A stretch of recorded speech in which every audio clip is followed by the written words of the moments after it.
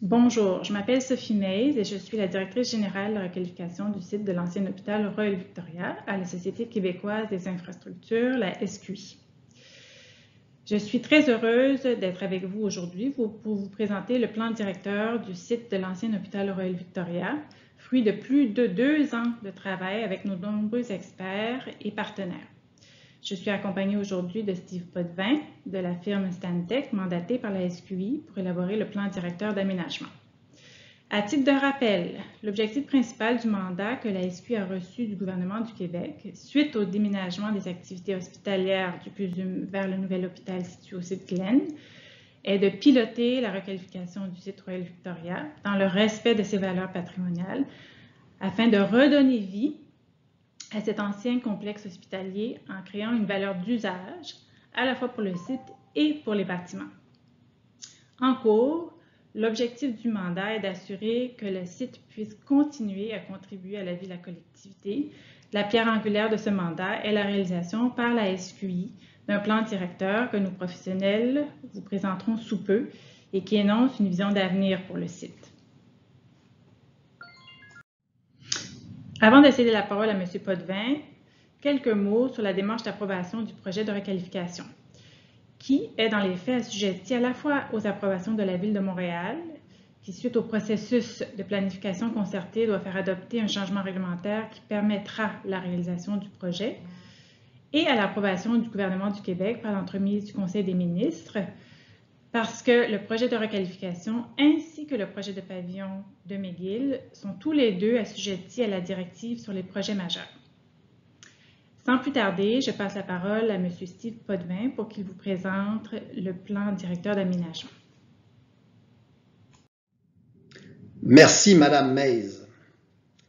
Le plan directeur est le fruit d'une collaboration entre les équipes et le comité d'experts de la Société québécoise des infrastructures, de l'Université McGill, de l'arrondissement de Ville-Marie, du service des grands parcs et du verdissement, de l'équipe responsable du patrimoine à la Ville et des professionnels du ministère de la Culture et des Communications.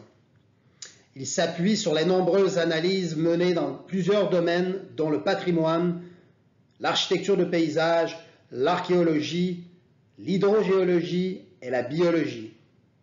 Cette présentation couvrira seulement une portion du contenu du plan directeur.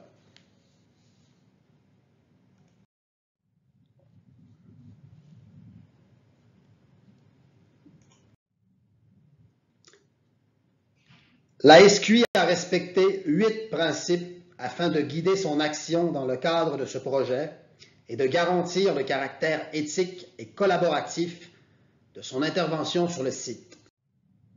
Le développement durable fait notamment partie des 8 principes de la Société québécoise d'infrastructure.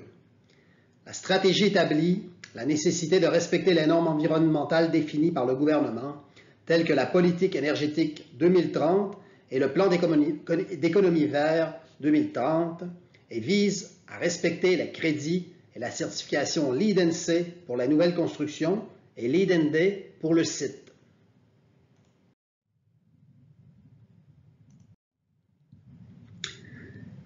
Situé au cœur de la ville de Montréal, sur le flanc sud du site patrimonial du Mont-Royal, le site bénéficie d'une localisation exceptionnelle à l'interface entre la ville et la montagne.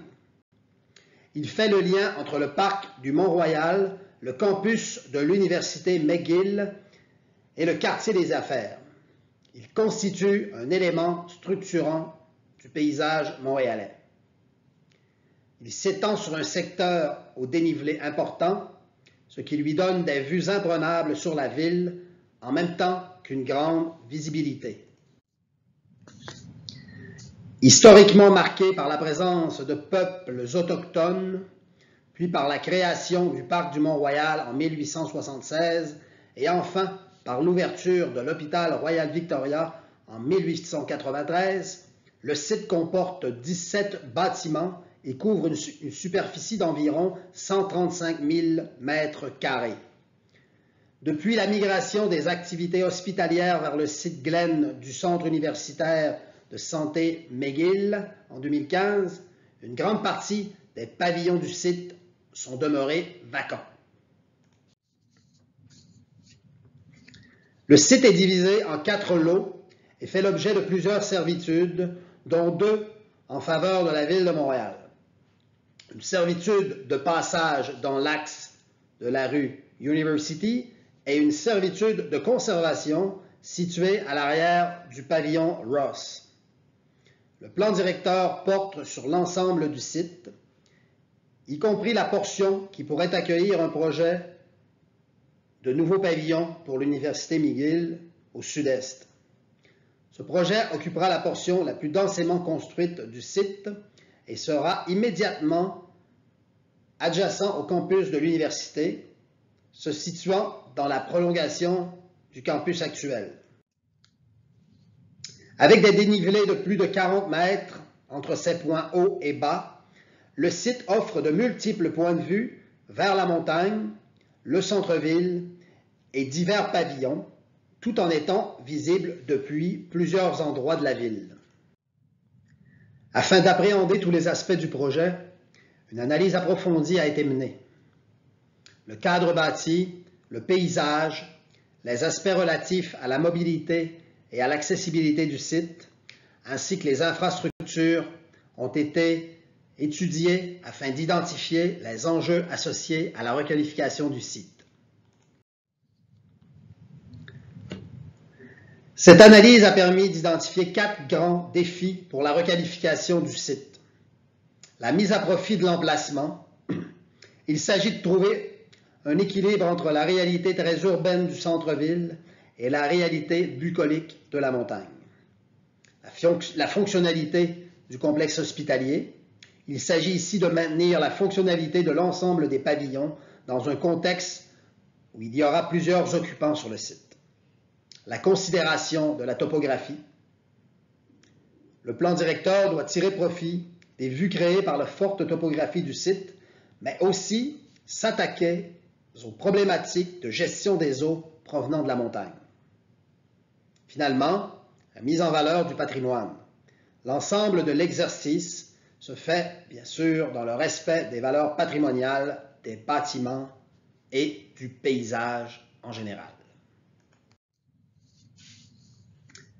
Le parti d'aménagement élaboré pour répondre à ces 4 enjeux repose sur une vision pour le futur du site qui sert de base au plan d'aménagement et aux critères détaillés inclus dans le plan directeur.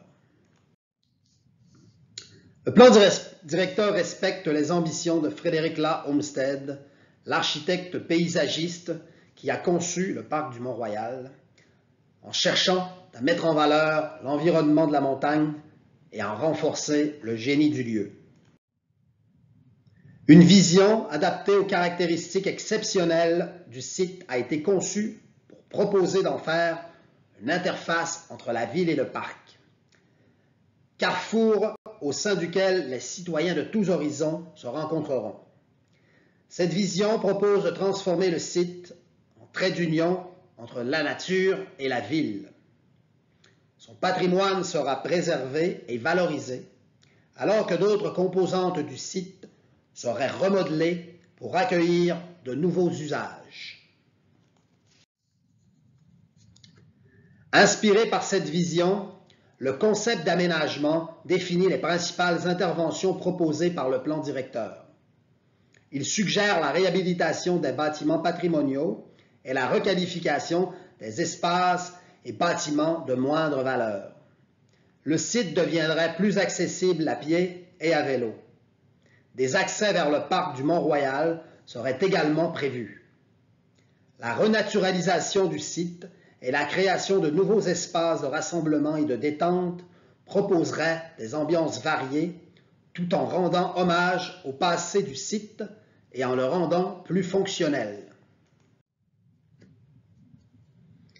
6 stratégies thématiques d'aménagement sont proposées pour traduire la vision et le concept d'aménagement en orientation concrète. La stratégie relative au cadre bâti et au patrimoine souligne la nécessité de valoriser les éléments patrimoniaux tout en leur permettant d'évoluer dans le respect des énoncés patrimoniaux préparés par la Division du patrimoine de la Ville de Montréal et les normes directrices, les lignes directrices pour la conservation des lieux patrimoniaux du Canada. Le plan directeur préconise la conservation des composantes d'origine des bâtiments patrimoniaux et identifie les bâtiments ou parties de bâtiments de moins grande valeur patrimoniale qui pourraient être requalifiés. La stratégie en matière de paysage identifie la nécessité de rendre les espaces extérieurs du site plus accessibles et d'en faire un lieu de rencontre ouvert sur le parc du Mont-Royal.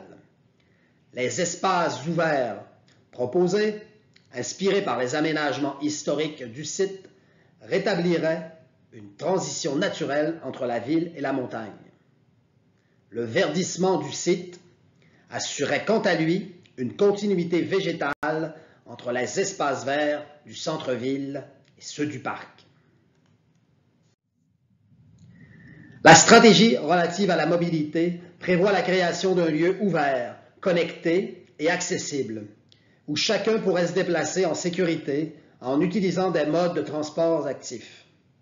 Le plan directeur propose une amélioration de la perméabilité du site ainsi que la mise en scène des vues et pavillons d'intérêt. La stratégie associée aux infrastructures établit la nécessité de moderniser les réseaux existants pour assurer leur durabilité dans le respect des normes de développement durable. L'approche proposée permettrait la mise en place d'un réseau de captation de l'eau ainsi que la gestion des eaux de ruissellement par le biais de bassins de rétention qui agrémenteraient le paysage. La stratégie relative aux usages prévoit que ceux-ci puissent évoluer afin de garantir la vitalité du site à long terme. Il est envisagé de reconduire les usages institutionnels et socio-communautaires existants, tout en autorisant de nouveaux usages de commerce, services et bureaux. Le plan d'aménagement permet de visualiser l'avenir du site et la localisation des interventions proposées. Cette vue permet de localiser les zones potentielles de requalification. Les volumes présentés figurent des volumes à l'intérieur desquels pourraient se réaliser de nouvelles constructions et non la volumétrie future de celle-ci. On voit également le nouvel espace vert proposé à l'arrière du pavillon des femmes et de la villa Ravenscrag, ainsi que la place publique au bout de la rue University. Cette perspective donne un aperçu de ce que pourrait être le nouvel espace derrière la villa Ravenscrag. La reconfiguration proposée de la rue University permettrait, celle-ci, d'accueillir un nouvel espace accessible au public d'où l'on pourrait se diriger vers un escalier rejoignant les parvis des pavillons Ross et des femmes, puis accéder au nouvel accès au chemin Olmsted. Cette perspective illustre quant à elle l'intervention proposée pour verdir les abords du pavillon Hersey et bien sûr en rendre son accès universel.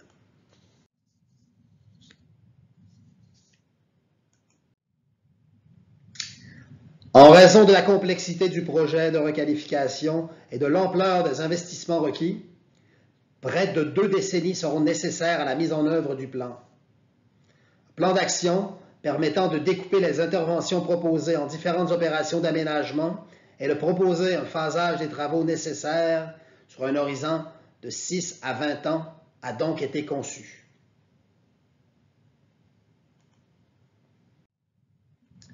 Nous vous remercions pour votre attention et espérons que le contenu de cette présentation vous aura été instructif.